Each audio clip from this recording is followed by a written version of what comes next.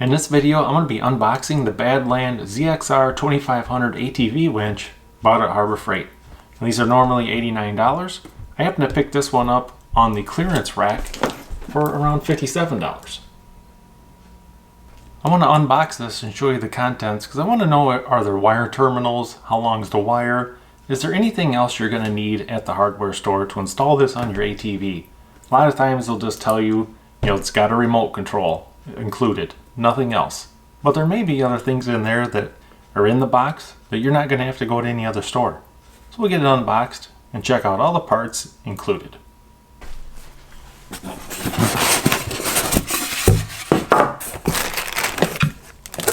So here we have the actual winch.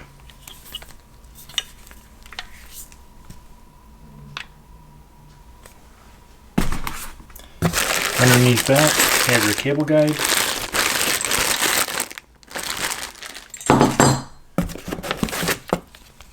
And instruction manual. We also have another sealed box inside here. We got a remote control. There's our tow hook. We got a wired remote control. Hardware kit with the battery terminals. And here's your wiring. You also have this cool Badland strap. So there's about 5.8 feet of wiring that's going to run from your battery up to your winch. And this side already has terminal connectors on it, as well as this one here. So there's probably only 2 terminal connectors we need.